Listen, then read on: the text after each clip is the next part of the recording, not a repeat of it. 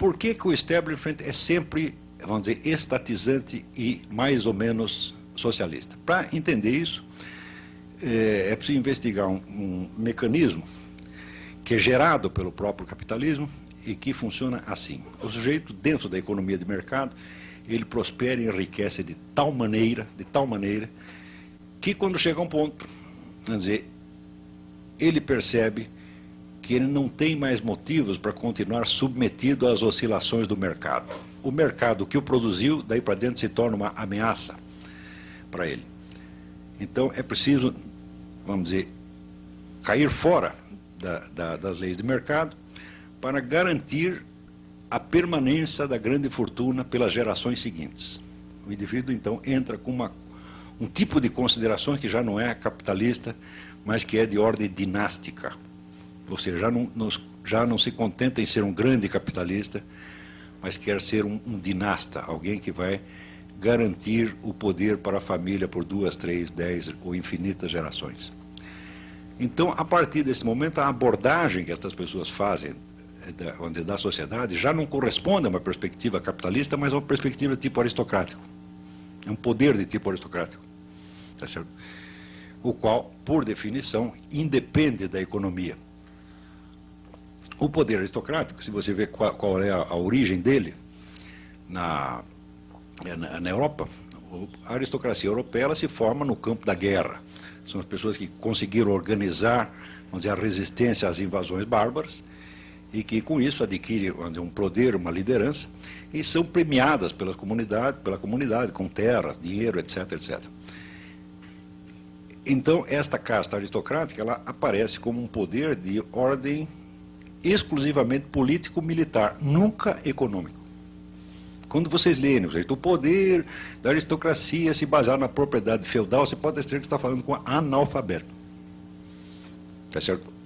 Ao contrário, a economia feudal, ela é produzida, quer dizer, como um efeito da constituição da casta aristocrática, que mesmo assim leva muito tempo. Quer dizer, para você entender como é que funciona isso, existe uma cena do Salammbô de Flaubert que resume muito bem isso. São dois soldados conversando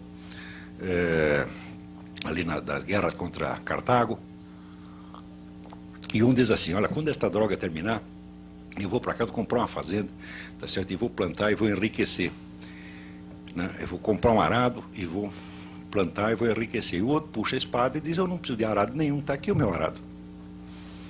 Então, esta é a diferença entre o poder aristocrático e o poder econômico. Tá certo? O poder aristocrático ele se forma pelo seu, não pelo poder, vamos dizer, pela força do dinheiro, mas pelo poder de matar. É um poder essencialmente militar, que aos poucos, vamos dizer, se converte num poder político. Ele independe, tá certo, da economia pelo simples fato de que o pobre armado é sempre mais poderoso do que o rico desarmado. Tá certo? Com qualquer assalto de rua, você vê quem é que representa ali o poder econômico.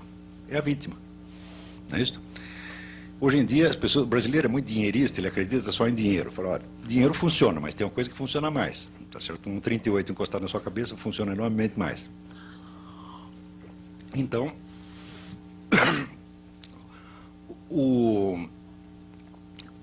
quando algumas, vamos dizer, grandes fortunas se tornam maiores ainda e começam a raciocinar em termos dinásticos, elas têm que vencer o próprio mecanismo da economia de mercado que as constituiu. E só tem um jeito de fazer isso: você tem que dominar o Estado.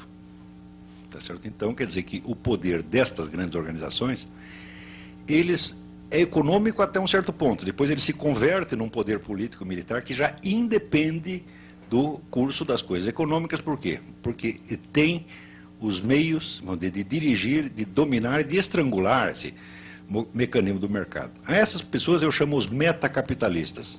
Metacapitalistas é que eles começaram como capitalistas, mas já transcenderam a condição de capitalistas e se tornaram uma espécie de nova casta aristocrática. Tá certo? A estas pessoas você pode dizer que o capitalismo como tal, o capitalismo liberal, não interessa mais. Então, qual seria a alternativa? O comunismo? Já claro que não, porque há muitas décadas, claro que eles poderiam constituir o Estado comunista, você constitui uma nomenclatura, você domina o Estado e você fica lá eternamente, seria possível fazer isso. Politicamente sim, o que não é economicamente.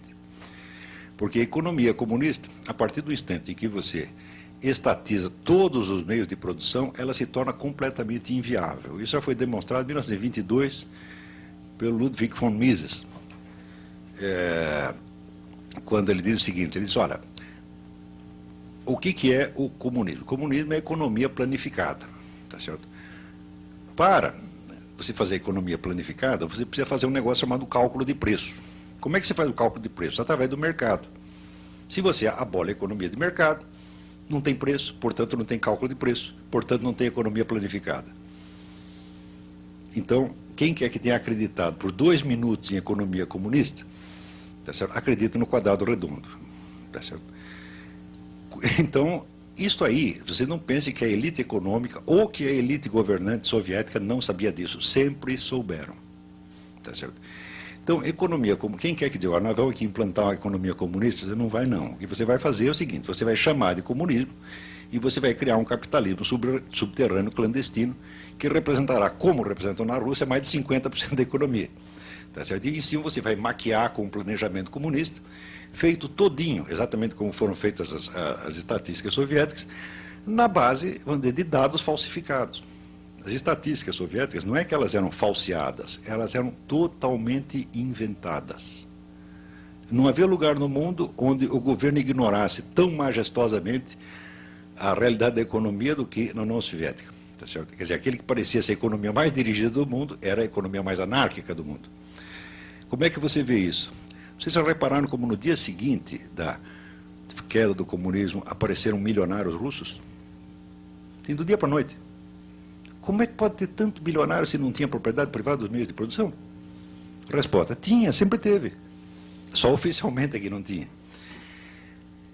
A cúpula soviética, então, deixava que esse capitalismo subterrâneo, vamos dizer, se desenvolvesse, porque era isso que sustentava a economia. Então, isso quer dizer que a cúpula do movimento comunista no mundo já sabe disto há 70 anos. E a fórmula mais tarde adotada pela China, que é o regime chinês atual, quer dizer, nós temos uma estrutura de poder comunista em cima de uma economia mais ou menos capitalista, esta é a grande fórmula para a neo-aristocracia. Está compreendendo? Nós temos os dois tipos de poder. Nós somos os donos dos grandes grupos econômicos e nós somos os donos do partido. É por isso que você verá esses fenômenos que tantas pessoas não conseguem entender. Por que a Fundação Rockefeller financia o Fórum Social Mundial? Se eles são capitalistas, como é que eles financiam o comunismo? Digo, isso é só para quem não entendeu a sutileza do negócio, que na verdade é bastante simples, se você, depois de explicado, você entende como é que funciona isto. Eles podem fomentar a política socialista no mundo inteiro porque eles sabem perfeitamente que a tal da economia comunista nunca chegará a ser implantada, ela sempre ficará no meio, no socialismo meia bomba. E no socialismo meia bomba quem ganha? Eles mesmos. Está entendendo? Então, só basta você fundar assim, Partido Nacional Socialista dos Trabalhadores do Rio Grande do Sul. Né? Vai lá, pede dinheiro para a Fundação Rockefeller, eles vão te dar. Agora, se você disser, não, nós queremos aqui uma fundação de ideais conservadores, judaico-cristãos, etc. Não, esse não pode. Por quê? Porque isso aí periga, né, de representar um problema sério para eles. A única coisa que eles temem realmente é o império das leis de mercado. Eles querem o mercado, mas o mercado deles, evidentemente. Então, é o meio mercado. É meio mercado e meio socialismo. Eu digo, perfeito, esta é a síntese, este é o regime chinês.